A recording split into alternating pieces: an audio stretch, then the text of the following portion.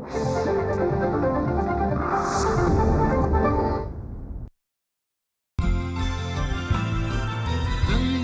नजाऱ्याची रंगीन दुनिया, रंगीत दुनियेची रंगीन जादू. नजारे निराळे सितारे तराने, अदाए तूफानी दिल हुए बेकाबू. अनोखे दीवाने अंदाज प्यारे, त्यांच्या कामाची जादू नावाची जादू. बघूयात यांच्या या हुकमी टेक्यांची दुसरी बाजू.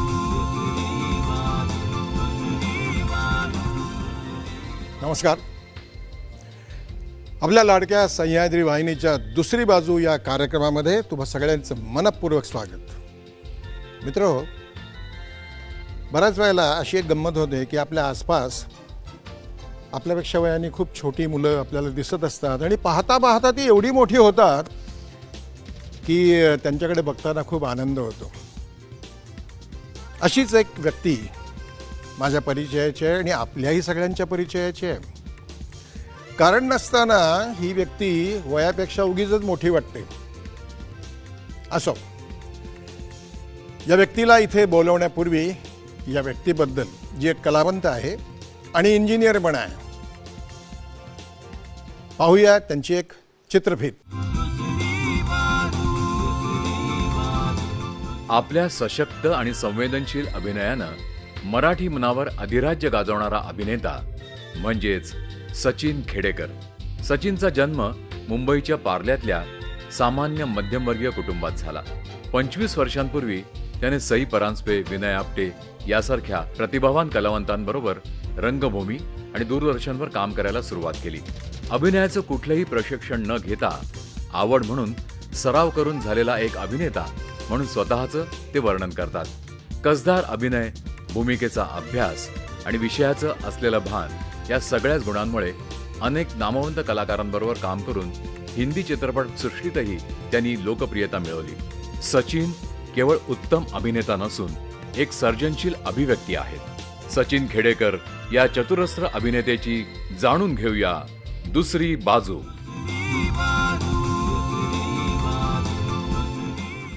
चला तर स्वागत करूया आपल्या लाडक्या सचिन खेडेकर यांचं.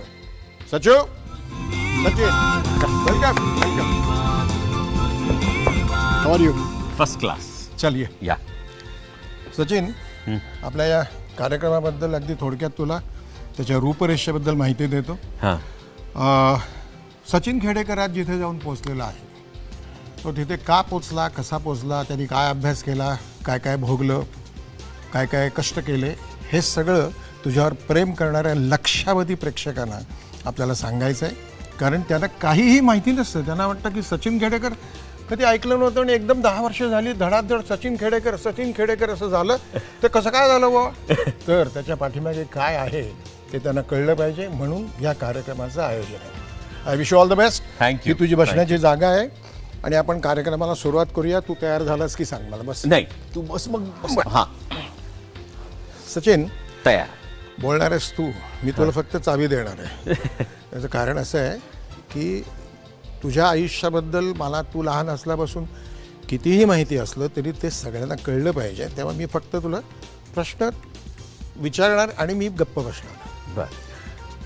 तुझ्या लहानपणापासून, पार्ल्यातल्या तुझ्या जन्मापासून, तुझ्या शिक्षणापासून कॉलेजपर्यंत, कॉलेजनंतर पुढचं तुझं जे काही कॉलेजमधलं शिक्षण आहे, कुठल्या ब्रँचला तू कुठे गेलास, काय केलंस आणि मग यात कसा आलास, ह्याच्यामध्ये घरचे संस्कार आले, आईवडील आले, भाऊ बहिणी आल्या, नातेवाईक आले, कोणाकडून काय काय तुला शिकायला मिळालं, या सगळ्याचं आम्हाला माहिती पाहिजे. आणि तू अभ्यास कसा करत गेलास, अकॅडमिक तो झालाच, यातला अभ्यास कसा केलास, कोणाकडून केलास, हे सगळं आम्हाला सांगायचं. जन्मापासून सुरुवात कर.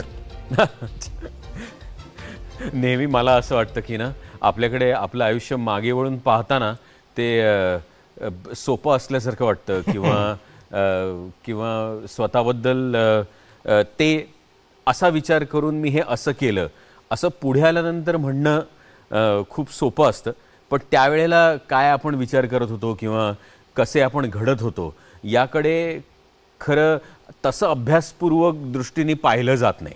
पण आता मी असा प्रयत्न करतो मागे वळून पाहताना की ती अशी कुठली गोष्ट आहे की ज्याच्यामुळे मी इथवर पोचलो. मी खरं तर अगदी अतिशय सर्वसामान्यांसारखाच एक मुलगा होतो आणि हे म्हणजे पुण्याई आहे किंवा देवाची कृपा आहे की आपल्यामध्ये असलेल्या कलागुणांना आपण लोकांसमोर मी आणू शकलो आणि त्यांचं प्रेम मिळवू शकलो आणि अजूनही काम करण्याची इच्छा, अधिकाधिक चांगलं काम करण्याची इच्छा आहे आणि ती ह्या प्रेमामुळेच आहे. आता तू मला लहानपणापासून ओळखतोस, पण जी सुरुवात झाली म्हणजे मी पार्ल्यात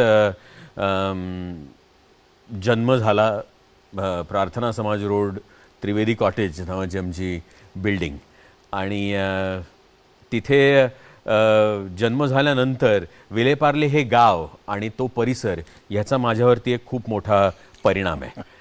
म्हणजे सांस्कृतिक विशेष, सांस्कृतिक परिणाम आहे, शैक्षणिक सुद्धा. हो. आणि मला असं खरंच वाटतं की मी असा होतो का माझ्या भवतालानी मला असं व्हायला लावलं हे आता सांगणं कठीण आहे, कारण त्याची इतकी सरमिसळ झालेली आहे. बहुधा ह्या सगळ्या गोष्टी मला आवडत होत्या, मग तो संस्कार झाल्यानंतर मी त्याच पकडून ठेवल्या आणि पुढे तसाच शिकत राहिलो. म्हणजे आपल्याकडे हल्ली अजूनही असं म्हटलं जातं की तुम्ही नुसतेच सुशिक्षित झालात म्हणजे तुम्ही सुसंस्कृत आहात, असं होत नाही, अजिबातच नाही, असं अजिबात होत नाही. पण मला असं खरंच वाटतं की ज्या परिसरात मी वाढलो ती माणसं सुशिक्षित होतीच, पण ती अतिशय सुसंस्कृत होती आणि त्या सगळ्यांचा खूप मोठा पगडा माझ्यावरती आहे. खरं तर मला कधी कधी असं वाटतं की फार उंच भरारी मला घेता येत नाही, कारण ती जमीन मला पकडून ठेवते किंवा ते गाव मला पकडून ठेवतं, हे त्यातलं सत्य आहे. तर तिथे खरं मी, माझा धाकटा भाऊ, आई आणि वडील माझे खूप लवकर गेले. किती वर्षाचा होतास? मी माझ्या वयाच्या 5व्या वर्षी. माझा धाकटा भाऊ 3 वर्षांचा होता आणि मी 5 वर्षांचा होतो. आणि त्यांचं अपघाती निधन झालं, ज्याच्यामध्ये माझी आई त्यांच्याबरोबर होती आणि आईला काही झालं नाही आणि वडील गेले. तर त्यानंतर एक हाती माझ्या आईनी आम्हाला वाढवलेला आहे. त्यामुळे माझ्यावरचा जो मूळ संस्कार आहे तो माझ्या आईचा आहे. अकाली निधनामुळे आपल्या घरातल्या लोकांना बरंच काही दुःखातून आणखीन सुखाचा शोध कसा घेता येईल किंवा ते दुःख कमी कसं करता येईल ह्याचे मार्ग दिसायला लागले. कंटिन्यू आईचे संस्कार. आणि त्यातनंच मला असं वाटतं की एखादा माणूस गेल्यानंतर उरलेल्या माणसांवर जी जगण्याची जबाबदारी येते त्यातून मला वाटतं माणसाची परीक्षा घेतली जाते. आणि तशीच माझ्या आईची परीक्षा किंवा सत्व परीक्षा घेतली गेली. आणि आज मी आणि माझा भाऊ दोघंही म्हणजे जे काय आमच्यामध्ये गुण आहेत, जी धडाडी आहे, जे धाडस आहे, जी आवड आहे, जी नावड आहे, ते सगळं आईनी दिलेलं आहे. आणि माझी आई एक अत्यंत धडाडीची व्यक्ती आहे. अर्थात तिची मतं ठरलेली आहेत. सिंहराशीच्या अनेक बायका मला माहिती आहेत, पण माझी आई ही खरी सिंह आहे. तुझी आई आणि माझी बायको या फार जुन्या मैत्रिणी आहेत. तुझी आई आणि माझी बायको. हो. आणि इंडियन एअरलाइन्स. करेक्ट. तर त्यामुळे तिच्या सगळ्या धडाडीचा मला आयुष्यात खूप मोठा फायदा झाला. फायदा म्हणण्यापेक्षा तिची धडाडी अजूनही माझ्यात नाही. म्हणजे किशोर कदमच्या त्या कवितेत आहे तसं, छान कविता आहे ती अप्रतिम. तर ते तसं ते म्हणजे अवघड गणित जगण्याचं हे सोपं करीत जाय आणि कम्प्युटरशी माझ्या माईचं देणं घेणं नाही. तसं की तिचं त्याच्याशी देणं घेणं नसलं तरी तिचं आयुष्याशी फार मोठं देणं घेणं आहे. आणि ते तिला ज्या धडाडीनं जगता आलं तितक्याच धडाडीने मला अजून जगणं जमलेलं नाही. मी अजूनही असा सर्वसमावेशक, लोकांना आवडेल ना, हे होईल ना, ते होईल ना, असंच जगण्याचा प्रयत्न करत आलो. बहुधा तसंच होत गेलं, कारण अभिनय आणि ते क्षेत्र ह्याच्यामध्ये तुम्हाला तुमच्या व्यक्तित्वापेक्षा तुम्हाला त्या शिडाच्या जहाजासारखं जसा वारा जातो तसं थोडंसं वागावं लागतं. पण ती खूप नंतरची गोष्ट. पण आज to live life on your own टर्म्सचा जो पहिला धडा आहे तो माझ्या आईनं गिरवलेला आहे. आणि त्यानंतर शिक्षण अर्थात पार्ले टिळक विद्यालय. आमच्याकडे पार्ल्यात दुसरीकडे कुठं जायची मुभा नाही आहे. म्हणजे आम्हाला सगळ्यांना पार्ले टिळक विद्यालयात, पण पार्ले टिळक विद्यालयात माझे वडीलही शाळेतले होते, त्यामुळे आमच्याकडे ते चालून आलं होतं, परंपरेने चालून आलं होतं. नाही, माझ्या मते भारतातली फार मोठी शाळा आहे ती. पार्ले टिळक विद्यालय ही भारतातली मोठी शाळा आहे. हो, आणि त्या जसं मी म्हटलं तसं अनेक गोष्टींचा जो पगडा आहे गावातला, त्याच्यामध्ये पार्ले टिळक विद्यालय आणि पार्ले टिळक विद्यालय असोसिएशन या संस्थेचं खूप मोठं योगदान आहे. तू माझ्या मुलीच्या आधीच्या बॅचचा का? हो हो. बर. आणि पण माझ्या दोन्ही मुली पार्ले टिळकच्याच. करेक्ट. आणि तर तिथे सुद्धा आजही त्या सगळ्या शिक्षिका, म्हणजे आज त्या टिळक मंदिराच्या शिशुविहारपासून ते आपल्या शाळेतल्या बाईंपर्यंत, तर आजही असं काम करताना असं वाटतं की हे काम आपण करावं का, हे बरं आहे का काम, हे काम जर दातेबाईंनी बघितलं किंवा हे आपटेबाईंनी काम बघितलं त्यांना काय वाटेल, असं नकळत माझ्या डोक्यात सतत चालू राहतं. विनयची आई सुद्धा. विनयची आई आम्हाला मराठी शिकवायची. तर ह्या सगळ्या शिक्षकांचे खूप मोठं पगडा आहे आणि योगदानही आहे. आणि तो पगडा अशासाठी आहे की त्यावेळेला शाळेत ज्या गोष्टी शिकवल्या गेल्या किंवा ज्या गोष्टी लक्षात राहिल्या, त्याच्यामध्ये सगळ्यात महत्त्वाची गोष्ट जर काय असेल तर मराठीबद्दलचं नितांत प्रेम आणि शिस्त आणि पाठांतराची अमाप शक्ती. म्हणजे मला अजूनही कित्येक वर्ष असं वाटतं की मी नट झालो म्हणजे मला हौस होती आणि मला हे करायचं होतं, पण त्याच्यामध्ये मराठी भाषा आणि त्या शिस्तीचा फार मोठा भाग आहे, पाठांतराचा त्याहून मोठा भाग आहे. कारण मला असं अजूनही वाटतं की मी खरं तर पाठांतर उत्तम आहे म्हणून खरं तर मी नट झालो. म्हणजे नाटकाची नक्कल पाठ करणं हे 3 दिवसात पूर्ण नाटक, माझेही संवाद समोरचेही संवाद, असं मला शक्य होतं. याचा मला चांगला अनुभव आहे. आपण जेव्हा दुसरा सामना करत होतो, करेक्ट, किती वर्ष झाली? दुसरा सामनाला आता 79 सालचा नाटक आहे. 25 वर्ष झाली. 25 वर्ष झाली. असो, जी काही झाली ती. हो. तर तेव्हा मला ते चांगलं लक्षात आहे की माझ्या संवादाबरोबर किंवा विनयच्या संवादाबरोबर तुला तुझे आणि आमचे सगळ्यांचे संवाद पाठवते. विनयचं ते झुलतोय झोका वर खाली खाली वर, किंवा मला अजून तुझं वाक्य ते आठवतंय की नाही हे सगळं ठीक आहे पण ह्या नोकरीतले ताण मलाच कळतात, सगळी रंगांची सरमिसळे भाऊ, आपला खरा रंग ओळखता येत नाही, कळत नाही. ते तुझं वाक्य अजूनही माझ्या डोक्यात आहे आणि हा माझ्या पर्सनॅलिटीचा भाग आहे. म्हणजे आजही मला असं वाटतं की ती वाक्य त्या इंटेन्सिटीनी कधीतरी कानावर पडलेली आपल्या व्यक्तिमत्वाचा नकळत भाग होतात. इतकं आपलं नट म्हणून मन संवेदनशील असतं किंवा त्याच्यावरती काही छापलं जाईल इतकं ते रिसेप्टिव्ह असतं, टिपकागदासारखं रिसेप्टिव्ह असतं. म्हणजे आज मला इतक्या वर्षानंतर हे वाक्य का आठवलं, सगळी रंगांची सरमिसळे भाऊ, आपला खरा रंग ओळखता येत नाही, सापडत नाही. तर तसा तो भाग आहे. तुझ्या शाळेच्या म्हणजे शालेय जीवनामध्ये तू नाटकाबिटकामध्ये काम केलंस, करण्याचा प्रयत्न केलास, वक्तृत्व स्पर्धा वगैरे वगैरे असं काही केलंस? उतारे पाठ करण्याची स्पर्धा किंवा उतारे हे पाठ करायचे आहेत किंवा संदर्भाचं स्पष्टीकरण पूर्ण पाठच करायचं. म्हणजे पूर्ण पाठ करायचं, ते त्या भाषेच्या प्रेमासाठी पाठ करायचं. म्हणजे परीक्षेत पहिला शब्द नुसता सांगितलं की प्रयत्ने वाळूचे कण पासून की मग सुरूच. म्हणजे अजूनही मला ती वृत्त, शार्दूल विक्रीडित वगैरे, ती वृत्त मला अजून आठवतात. मला खरं काही ते म्हणजे उलट आपल्याकडे असं होतं ना की तुम्ही भाषा शिकता पण मग ती भाषा इतकी लवचिक होऊन तुम्हाला वापरता येते का, तर खरं तर अशी काही कॉन्शियसली वापरलीच नाही भाषा, कारण लिखाण नाही झालं. नेहमीच नट म्हणून उसनी वाक्य म्हणण्याची जबाबदारी आली, कोणीतरी लिहिलेलं, कोणीतरी आपल्याला सांगितलेलं. त्यामुळे आजही ते व्याकरण किंवा त्या गोष्टी आठवल्या की त्याची गंमत वाटते. आणि आजच्या नवीन पिढीचं थोडंसं वाईटही वाटतं की ही सगळी भाषेची गोडी त्यांच्यापर्यंत कधी पोचलीच नाही. त्यांचा दोष नाही त्यात, पण आपल्याकडे बदललेला सामाजिक भवताल आणि परिसर याचा त्यात खूप मोठा भाग आहे. मी हल्ली लोकांना असं सांगतो की चुकलं तर चुकलं, पण निदान चुकलं तर बोला चुकलं, मराठीत. किमान मराठी बोला, भाषा तेवढ्याने तरी जिवंत जगेल. राहू शकेल. हो. तर तसा तो जो भाषेचा भाग होता तो त्यानंतर शाळेत वक्तृत्व स्पर्धा किंवा हे उतारे वाचन स्पर्धा असं करत करत ती टिकवता आली होती. आणि त्यावेळेला जी मंडळी शिकवणारी मंडळी होती त्यांचा खूप मोठा प्रभाव होता, पगडा होता. त्यांनी ते उत्तम शिकवलं म्हणून लक्षात राहिलं. म्हणजे आज आपण जेव्हा असं म्हणतो की मातृभाषेत आपलं शिक्षण व्हावं, ते बहुधा याच कारणाने. आणि ते बरोबर आहे.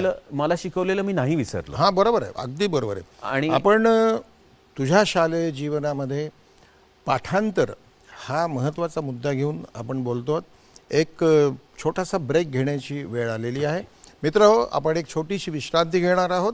आपण सचिन खेडेकर या आपल्या लाडक्या नटाबरोबर गप्पा गोष्टी करतो. ब्रेकनंतर पुन्हा आम्ही तुमचं स्वागत करणार आहोत. कुठेही जाऊ नका, बघत राहा दुसरी बाजू.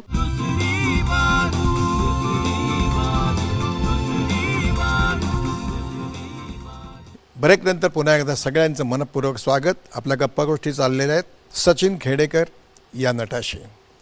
तर सचिन, शाळेमध्ये असताना शाळेच्या एकूण वातावरणामुळे, शिक्षकांमुळे, अभ्यासामुळे, पुस्तकांमुळे, उतार्यांमुळे तुझ्यामध्ये जो एक आत्मविश्वास आला, त्यामुळे रंगमंचाशी संबंधित अशा काही ॲक्टिव्हिटीज शाळेमध्ये असताना केल्यास का?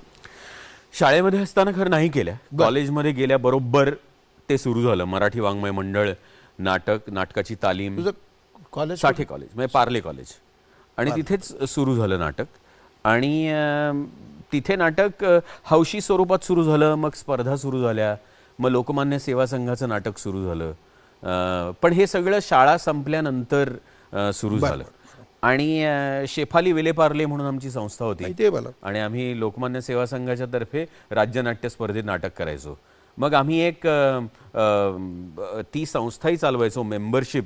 आमच्याकडे महिन्याला 2 कार्यक्रम, असे 24 कार्यक्रम. आमचे 500 सभासद होते लोकमान्य सेवा संघात. आणि आम्ही त्यांना नाट्यवाचन, एकांकिका, नाट्य संगीताची स्पर्धा, असा एक कार्यक्रम, असे 2 कार्यक्रम महिन्याला, असे 24 कार्यक्रम 500 सभासदांसाठी करत असो. अशी ती सुरुवात होती. खरं तुझा गुरु विनय आपटे हा सुद्धा पार्ले कॉलेजचाच, म्हणजे साठे कॉलेजचाच? नाही, तो साठे कॉलेज नाही, तो मिठीबाईमध्ये होता. बरं. आणि त्यांनी पार्ला कॉलेजमध्ये येऊन नाटक अनेक वेळा बसवलं. आणि आमच्या सगळ्यांच्या तालमी, म्हणजे आमची त्याची ओळख होती. बरं, त्यावेळेला आमच्याकडे संस्थेत असं होतं की स्वयंसेवकाची कामं जास्त होती. म्हणजे मुख्य भूमिका करणारे नट आणि ते सगळी मंडळी वेगळी असायची. पण ते बॅकस्टेज हा एक खूप मोठा आणि भाग होता, आवश्यक भाग होता. तर आम्ही त्यातली सगळी ही मुलं होतो. आणि ती जी नाटकात काम करायची जबाबदारी, एक हा रोल करून बघ, मग तो रोल करून बघ, असं छोट्या छोट्या भूमिकांमधनं ते सुरू झालं. आणि त्यानंतर कधीतरी प्रदीप वैद्य, आता खूप मोठा संगीतकार आणि नाटकवालाच तो आहे खरा अजूनही. तर प्रदीप आणि मी, आणि आम्ही, प्रदीपने एकदा म्हटलं की आता मी एकांकिका लिहितो, त्याच्यामध्ये तू ही मुख्य भूमिका कर. तेव्हा मला असं वाटलं की बापरे, आता आपल्यावरती ही एकांकिकेत मुख्य भूमिका करायची जबाबदारी आलेली आहे. तर त्यावेळेला असं वाटत होतं की ही वाक्य जरी मी सगळी मन लावून म्हटली ना, तरी हे पुरेसं आहे. इतकं ते त्यांनी छान लिहिलं होतं. जबाबदारी खरंच नट म्हणून त्याच्यामध्ये कमी होती. एक सभाधीट मुलगा इतकी ही वाक्य फाडफाड बोलतो, असा इतकीच माफक जबाबदारी त्यात होती. आणि ती मी उत्तम निभावून नेली. कॉलेजमध्ये गेल्यानंतर आणि थोडासा विनयचा प्रभाव, संपर्क, बाकीचे तुझे मित्रमंडळ, यामुळे नाटक, रंगमंच याशी निगडीत ह्या सगळ्या ॲक्टिव्हिटीज तू सुरू केल्यास. कॉलेज संपलं केव्हा तुझं, आणि मग इंजिनिअरिंगला तू गेलास, तर इंजिनिअरिंगच्या वर्षांमध्ये सुद्धा नाटक करत होतास का? आणि ते संपल्यानंतर इथे कसा आलास व्यावसायिक रंगमंचावर? ती एंट्री कशी झाली? हे सगळं स्पर्धांचं जे युग होतं, किंवा ते जे प्रायोगिक नाटकाची एक ॲक्टिव्हिटी होती, ती झाल्यानंतर कॉलेज सुरूच होतं. इंजिनिअरिंग कॉलेजमध्ये असताना सुद्धा इंटर कॉलेजिएट सुरू होतं आणि विनय आपटेची खरं तर भेट झाली. विनयनी त्यावेळेला अफलातून नावाचं त्याचं नाटक होतं आणि त्याच्यामध्ये कॉलेजच्या मुलांची गोष्ट होती आणि तर त्याच्यामध्ये मी, महेश मांजरेकर, सुनील बर्वे, राजा देशपांडे, राजू गोविलकर, अतुल परचुरे असे आम्ही सगळे एकत्र त्या नाटकामध्ये इंट्रोड्यूस झालो आणि विनयनी ते नाटक आमच्याकडनं बसवून घेतलं. ते म्युझिकल होतं. आम्हाला कोणालाही गाण्याचं अंग नव्हतं पण आम्ही सगळेजण गायचो त्या नाटकामध्ये आणि विनय कोणाकडून काय करून घेईल सांगता येत नाही. आणि त्याचा म्हणजे त्याचं विनयचं स्वतःचं व्यक्तिमत्व आणि त्याची धडाडी अशी होती की तो सगळ्यांना भारून टाकत असे आणि त्यांनी आम्हाला पूर्णपणे भारलं आणि ते खरं तर त्याचा जो ते जे भारलेपण आहे ते खरं तर आजही गेलेलं नाही. म्हणजे आजही आम्ही विनयकडे असंच पाहत आलो. म्हणजे you look up to him you look up to him now you can never. अगदी त्याच्याकडे आता असं पाहताच येत नाही कारण त्यांनीच शिकवलेलं अजूनही आम्हाला पुरलेलं आहे. भाषा मला अजूनही आठवतं त्याचं वाक्य होतं ते की वाक्याची सुरुवात आणि पूर्णविरामसुद्धा ऐकू आला पाहिजे. नाही तर आपल्याकडे नवीन नट बोलतात तशी वाक्य सुरू केलं की शेवटचे शब्द घशातल्या घशात ते आतल्या आतच जातं, पूर्णविराम ऐकू येत नाही. तर ते पूर्णविराम ऐकू जाईल असं वाक्य त्याला शिकवता यायचं आणि तो सगळा भाग होता. तर त्याच्यामुळे खरं तर नाटकात उभं कसं राहायचं ते सुद्धा त्यांनीच शिकवलं आणि सुरुवातीचा जो हौशी भाग होता तो त्यांनी जरा घासून पुसून आणखीन धारधार केला. व्यावसायिक रंगमंचाचे दरवाजे उघडले जातील क्लुप्त्या आणि पण त्यामुळे काय झालं की त्यांनी इतकी ती तयारी करून घेतली की पुढे नंतर समोर अमिताभ बच्चन येऊ दे किंवा आणखीन नसीरुद्दीन शाह येऊ दे, आम्ही कधीही बदलो नाही आणि डरलो नाही. म्हणजे आज दोन्ही मला तो अतुल परचुरेचं अजून आठवतं की आपण पाय ठेवतो ना तर कित्येक अंगठा पायाचा असे असतात पाय लोकांचे स्टेजवर उभं राहिलं की. त्यांनी आम्हाला शिकवलं की हे आधी हे टेन्शन आधी सोडा, रिलॅक्स. पायातलं तुमच्या पायातच जोर नाही तुम्ही काय उभे राहणार. तर ते अतुल परचुरे हा खानदानी नट आहे त्यामुळे त्याला ते सगळ्यात पहिल्यांदा आलं होतं. नंतर आम्ही अतुलकडे पाहूनही शिकलो खरं तर. अच्छा.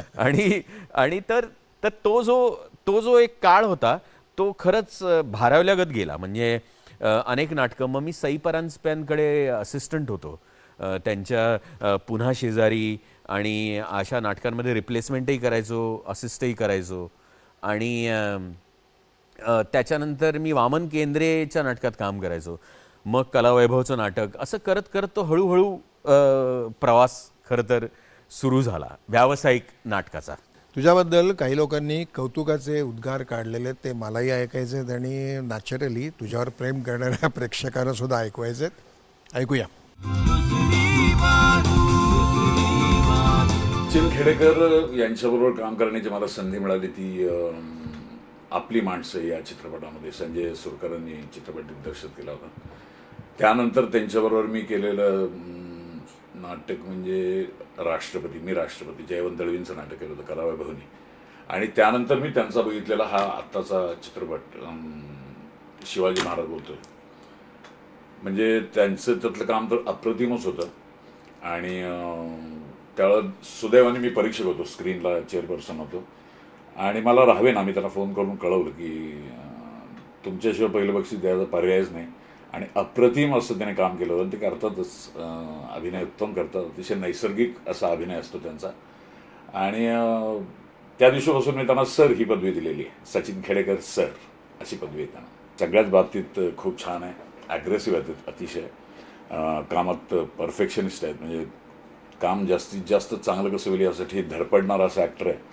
मी त्यांना एवढंच म्हणेन की अशीच उत्तम कामं करा, स्वतःची तब्येत सांभाळा आणि प्रेक्षकांना खुश ठेवा.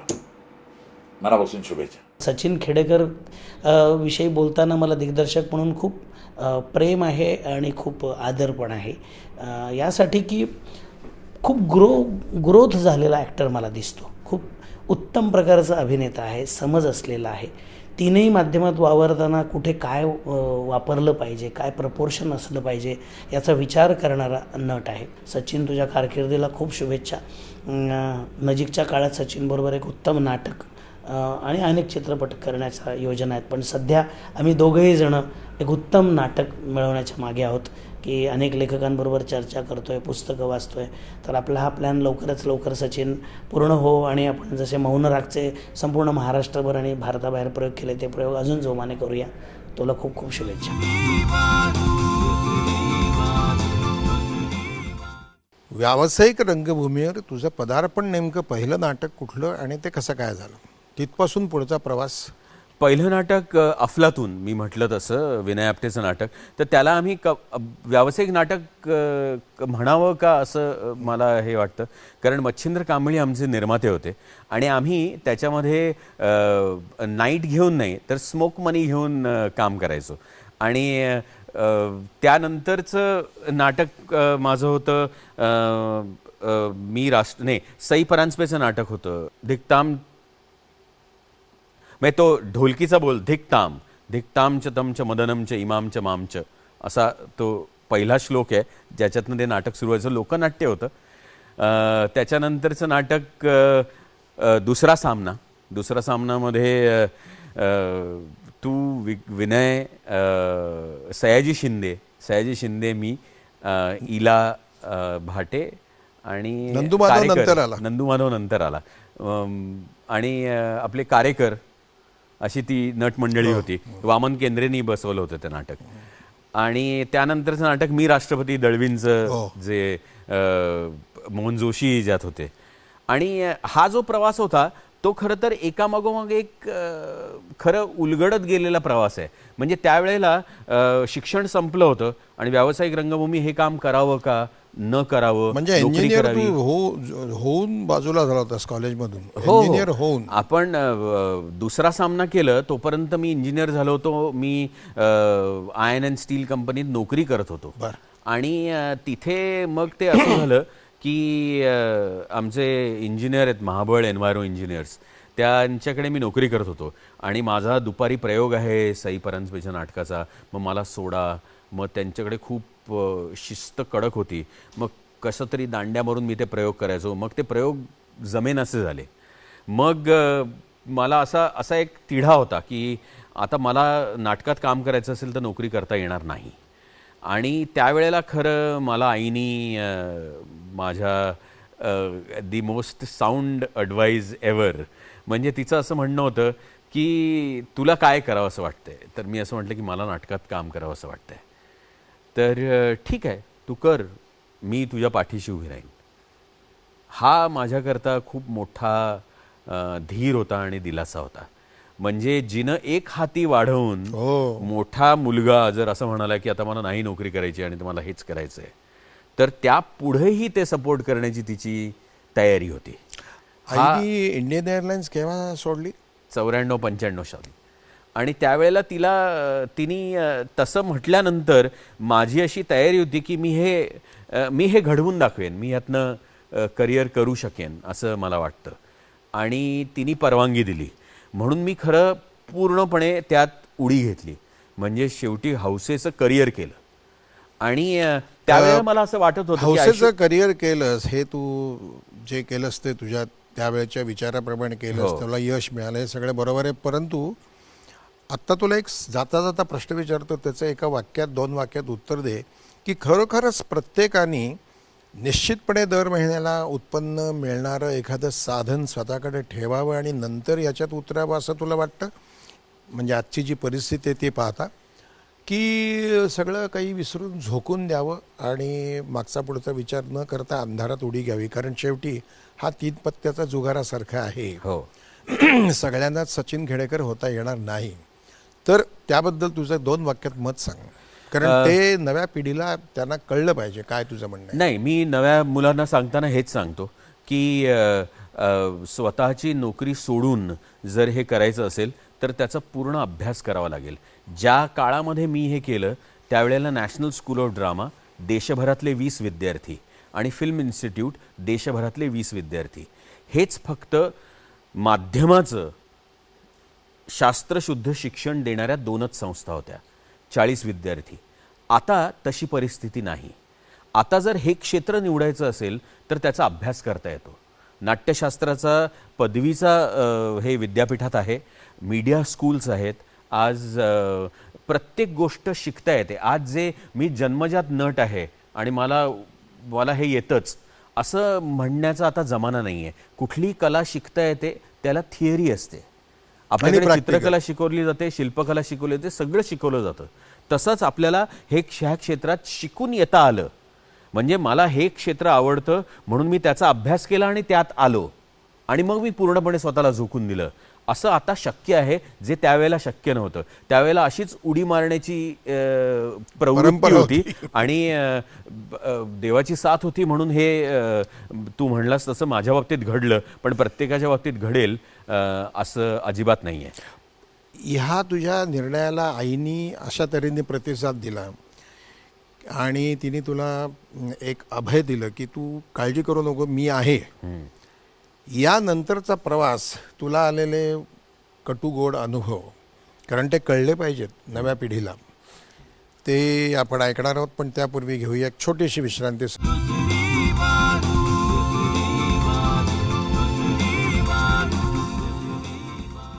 या छोट्याशा विश्रांतीनंतर पुन्हा एकदा सगळ्यांचं स्वागत. आता आपण ऐकूया सचिन खेडेकर यांनी पुढे काय निर्णय घेतला. तो आईने तुला सांगितलं की तुला जे पाहिजे ते कर. 94-95ला आई रिटायर झाली इंडियन एअरलाइन्समधून. यानंतर जेव्हा तू पूर्णपणे एकटा लढण्याकरता या मैदानात उतरलास, तेव्हापासून जे युद्ध सुरू केलंस, या युद्धामध्ये कधी जखमा झाल्या असतील, कधी छातीवर, कधी पाठीवर. काही जखमा तुला शिकवणाऱ्या असतील, काही जखमा तुला दुःख देणाऱ्या असतील. काहींमध्ये तुझी चूक असेल, काहीमध्ये लोकांची चूक असेल. त्याबद्दल सांगितलंच तर बरं होईल. त्यानंतर जेव्हा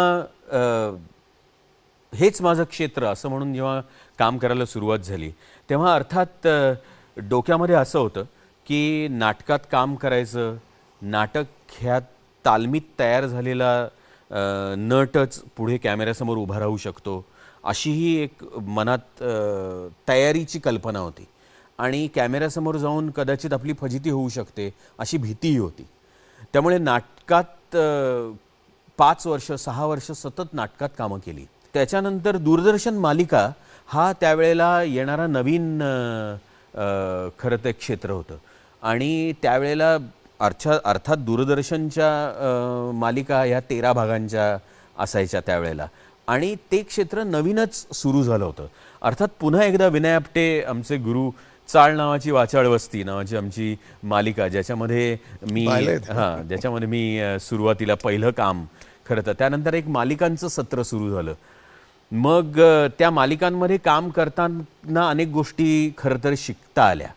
आणि तो कॅमेरा, तो क्लोजअप, ह्याच्यामध्ये एक गोष्ट जी आता मला प्रकर्षाने जाणवते, जसं नाटकामध्ये पूर्ण देहबोलीवरती काम होत होतं ते कॅमेऱ्यात होईन असं झालं. म्हणजे उलट कॅमेऱ्याची सवय लागली ती घातक ठरली. कारण नंतर पुन्हा जेव्हा नाटक करायची वेळ आली तेव्हा फजिती झाली. आणि ती फजिती मला आठवते. म्हणजे नंतर असं झालं की जे नाटकात 1000 प्रेक्षकांसमोर करण्याचा अभिनय आहे तो इतका चोरून चोरून कॅमेऱ्यासमोर करण्याची सवय लागली होती की पुन्हा नाटकात आल्यानंतर पंचायत झाली होती. त्यामुळे आत्ता जे चंदू कुलकर्णी म्हणला तसं तिन्ही माध्यमात काम करून, पण मी अजूनही म्हटलंय की मी सरावाने नट आहे. I am actor by practice. त्यामुळे ते पुन्हा पुन्हा करून, स्वतःला पुन्हा पुन्हा पारखून, त्यातल्या चुका दुरुस्त करत करत तिन्ही माध्यमांमध्ये काम सुरू झालं.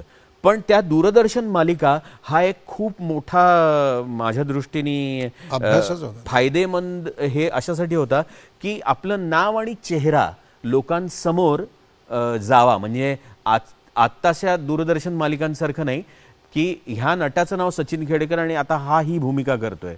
आता दूरदर्शन मालिकांमध्ये त्या भूमिकांमुळे ओळखली जातात माणसं, त्यांचं खरं नावच लक्षात येत नाही. आणि हल्ली खरी नावं मालिकांमध्ये द्यायची पद्धतही आणि प्रथाच गेली आहे. पण त्यामुळे त्यावेळेला त्या एक 6-7 वर्षांच्या काळात दूरदर्शन मालिकांमुळे माझा चेहरा आणि नाव हे ओळखीचं झालं, ज्याचा नंतर खूप फायदा झाला. किंवा मी याच संदर्भामध्ये प्रश्न विचारणार होतो. कारण बऱ्याच वेळेला आपण विशेषतः हिंदी चित्रपटामध्ये काम करत असताना तुला अनुभव आला असेलच तिथल्या लोकांची एक पद्धत आहे, त्यांची एक विचार करण्याची त्यांना एक सवय लागली की नाही वो मराठी थिएटर का ॲक्टर आहे. तर माझं असं मत आहे की थिएटरमध्ये काम करणारा प्रत्येक नट हा टेलिव्हिजनवर यशस्वी होतोच असा नियम बांधता येत नाही. असं नाही.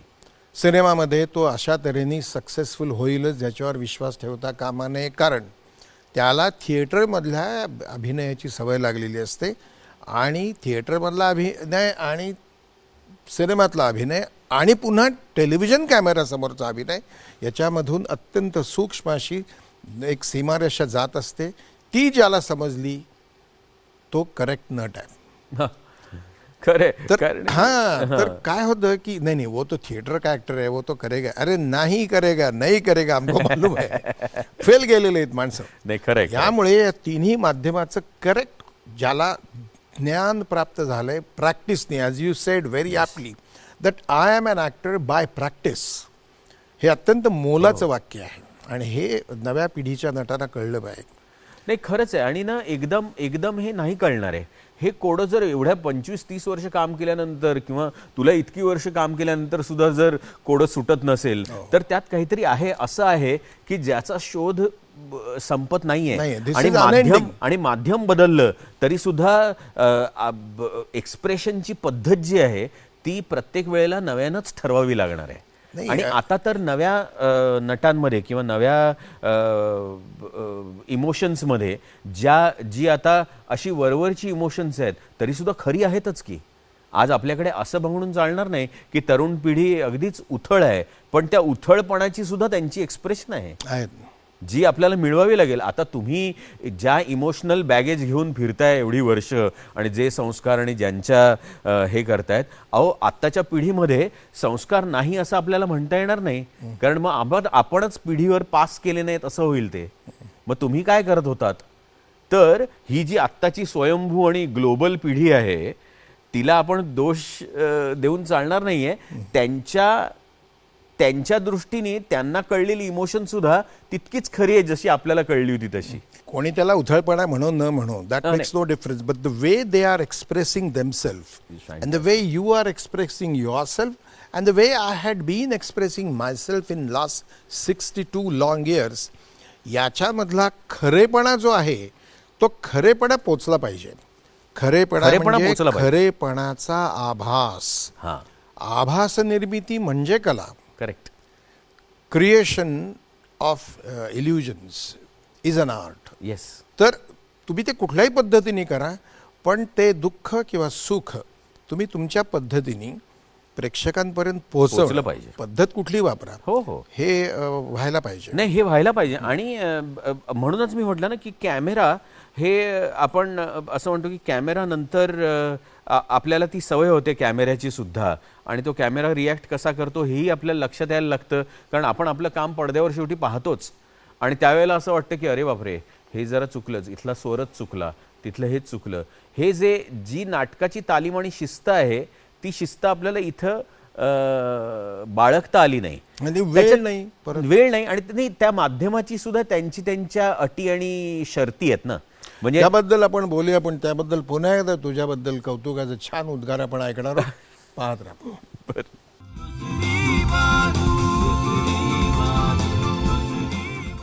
राजा कसा आहेस? तुम्हाला आश्चर्य वाटलं असेल मी त्याला राजा का म्हटलं, पण सचिन खेडेकरला आम्ही पार्ल्यातली जी आम्ही पहिल्यापासून त्याच्याबरोबर आहोत ते आम्ही सगळेजण राजा अशीच हाक मारतो.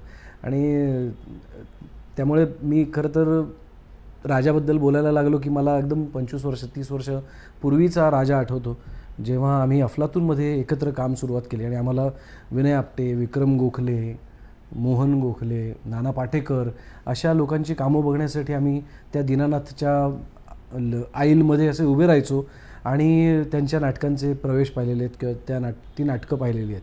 त्यामुळे ती मजा काही वेगळीच होती. अफलातूनमध्ये सुंदर गाणं गाणारा सचिन खेडेकरसुद्धा मला माहिती आहे आणि त्याचं खरं तर असं म्हणणं आहे की मी त्याचं करिअर मारलं. खरंच राजा खूप छान गातोस, एखादं गाणं झालंच पाहिजे काकासमोर. माझी परमेश्वराच्या चरणी हीच इच्छा आहे की तुला जशी पाहिजे तशी अप्रतिम भूमिका, एकाहून एक सरस भूमिका तुला नेहमी आयुष्यभर मिळत राहो आणि तू आम्हाला आनंद देत राहोस. मौन रागमधलं तुझं काम पाहून तर थक्क होऊन गेले होते सगळेच जण. एक पात्री 45 मिनिटं तू बोलायचास, अप्रतिम. Sachin, hats off to you. Sachin Khedekar ची माझी ओळख झाली त्याला खूप वर्ष झाली. आज आम्ही एक सिरियल एकत्र करत होतो, मला वाटतं ऊन पाऊस. त्यात त्यांनी माझ्या लहान भावाचा रोल केला होता. पण त्यावेळी तो इतका मोठा नट होईल असं खरोखर वाटलं नव्हतं आम्हाला. त्याचा आवाका आज जेवढा वाढला आहे तेव्हा आम्हाला त्याचा अंदाज आला नव्हता. पण सचिनने जे काही यश आज संपादन केलं आहे त्याच्यामागे त्याची खूप मेहनत आहे. प्रचंड काम करतो तो आणि प्रचंड ताकदीने ऊर्जेने काम करतो. सचिन खेडेकर हा माणूसही खूप चांगला आहे. म्हणजे आम्हाला वाटलं नव्हतं खरं म्हणजे की तो इतका मोठा नट होईल, पण तो झाला. त्याच्या मेहनतीचं फळ त्याला मिळालं. खूप चांगले चांगले रोल त्यांनी केलेत. हिंदी असू दे, मराठी असू दे, दूरदर्शन असो, आपलं सिरियल असू दे, नाटक असू दे. गुजराती नाटकात त्यांनी खूप छान काम केलं होतं. माझी इच्छा आहे की त्यांनी आणखीन असंच खूप पुढे जावं. Sachin, all the best to you. Thank you very much.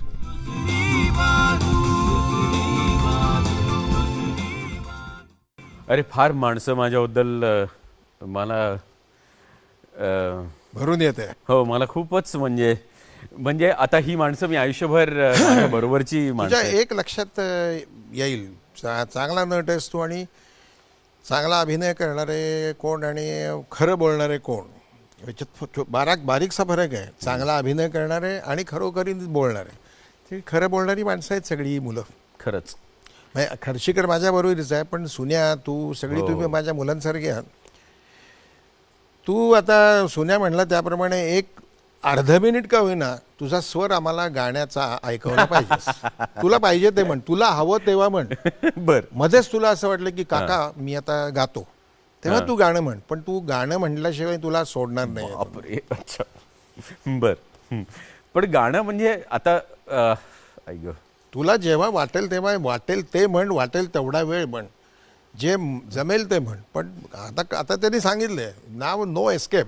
अरे ते माझी थट्टा करतात, तो आणि महेश मांजरेकर हे दोघंही, की ह्याला ताल कळत नाही, ह्याला गाणं कळत नाही असं म्हणून. आणि मला खरंच त्या नाटकामध्ये अफलातूनमध्ये आम्ही माईक घेऊन गायचो आणि ही सगळी मुलं अशी उभी असायचे ते लोक आणि ते 1 2 3 4 म्हण म्हण असं मला क्यू करत असायचे.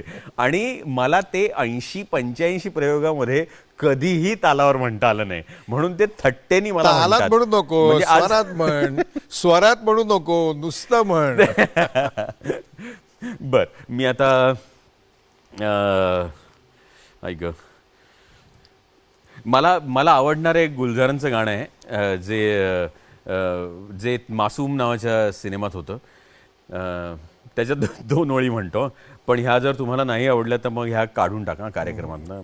अरे काही काय असं काही तुला काय कोण फासावर देणार नाही की, पण तुझ्याकडे ते. तर त्याच्यामध्ये असं होतं, त्याच्यामध्ये एक फार अप्रतिम लाईन आहे की नसीरुद्दीन शहाला तो सईद जाफरी असं म्हणतो की यार डीके, जो मज़ा अपने बेटे को जवान होते देखने में है यार, वो अपनी जवानी में भी नहीं आया था.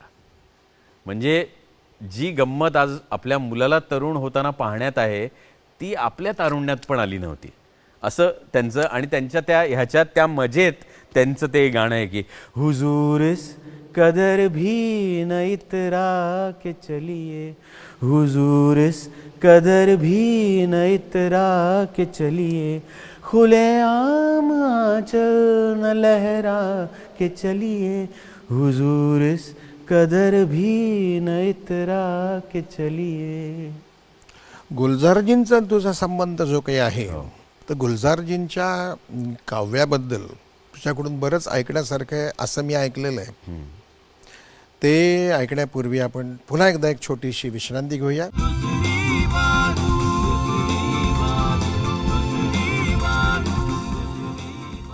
विश्रांतीनंतर पुन्हा एकदा सगळ्यांचं मनपूर्वक स्वागत. सचिन खेडेकर, गुलजारजी. मी खरं तर निवेदक म्हणून म्हणजे अनेक गाण्याचं माझं अंग आणि त्यात संगीतामधलं माझं कमी ज्ञान ह्यामुळे खरं तर मी अनेक गायक आणि कवी मित्रांकडे ओढला गेलो खरं तर.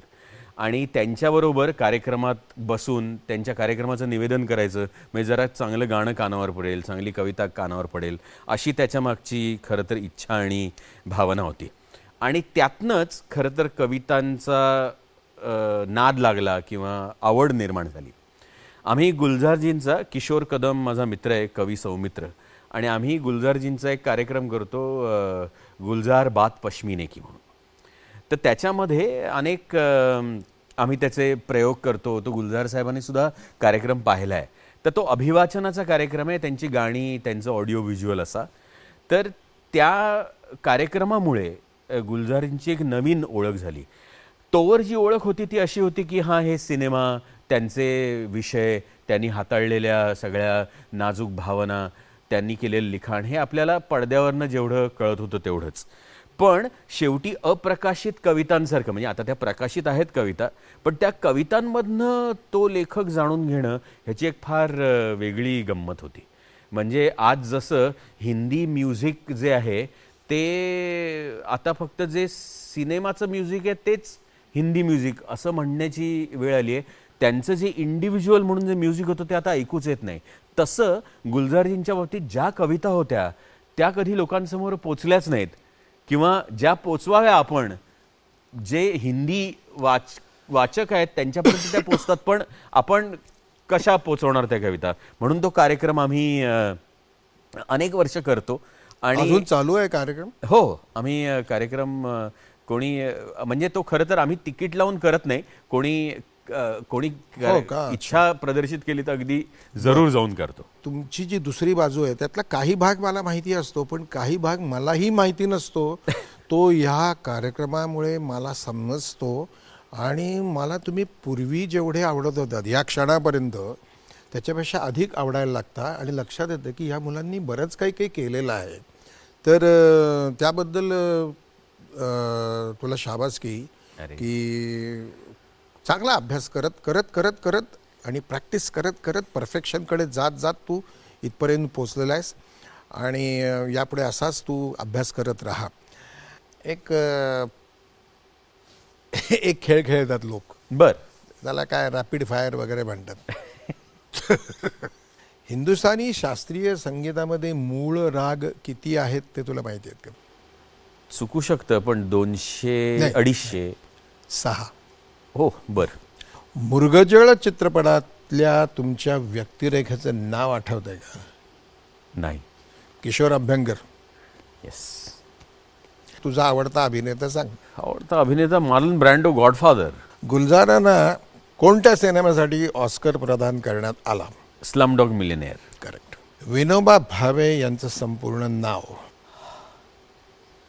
तुझं आत्तापर्यंत तू पाहिली जेवढी नाटकं त्यातलं सगळ्यात आवडतं नाटक, तुझं नाटक? बॅरिस्टर. तू काम केलं नाहीस पण तू पाहिलंस ते तुझं आवडतं नाटक? वाडा चिरेबंदी. अच्छा. आवडता लेखक? महेश एलकुंचवार. त्याचं आवडलेलं पुस्तक? मौन राग. कोणत्या शहरात पहिली मोनोरेल सेवा सुरू झाली? मुंबई. ह्या कार्यक्रमासाठी आणि आपल्या दूरदर्शनसाठी वेळ काढलास त्याकरता आमचे या कार्यक्रमाचे जे मूळ संकल्पना ज्यांची आहे ते ADG, additional director general Mukesh Sharma, त्यांच्या वतीने, या कार्यक्रमाचे आमचे जे निर्माते आहेत निरंजन पाठक, त्यांच्या वतीने, ही आमची सगळी टीम आहे त्यांच्या वतीने, आणि सगळ्या प्रेक्षकांच्या वतीने, आणि नवोदित जे प्रेक्षक आहेत, जे तुला ऐकणारे आहेत, ज्यांनी ऐकले, जे तुझे चाहते आहेत, फॅन आहेत, फॉलोअर्स आहेत, त्या सगळ्यांच्या वतीने तुला मनपूर्वक विक्रम काकाकडून धन्यवाद. मला सुद्धा खरं तर आभारच मानायचे आहेत, कारण तू जेव्हा विषय सांगितलास ह्या मुलाखतीचा तेव्हाच मला ते संकल्पना आवडली होती. आणि हे खरंच आहे, म्हणजे आज सगळं बोलल्यानंतर मला असं वाटलं की आज हे म्हणणं जरुरी होतं आणि महत्त्वाचं होतं, आणि त्यासाठी हा खरं मंच निर्माण झाला आहे. तर ह्याचं सातत्य राहावं अशीच सदिच्छा. आता तुझं या कार्यक्रमाबद्दल काय मत झालेलं आहे, जे तू आत्ता म्हटला, म्हणजे आता सांगितलंस ते, तू ह्या आमच्या दुसरी बाजू या नावाने आम्ही हे एक नोटबुक तयार केलेलं आहे. यातल्या कोऱ्या पानावरती रेघा असलेल्या तू तुझं मत लिहायचं आहेस. शेजारी असलेल्या जे कलर्ड पेज आहे त्याच्यावरती मी तुझा फोटो लावणार आहे. अच्छा. हो, आणि ते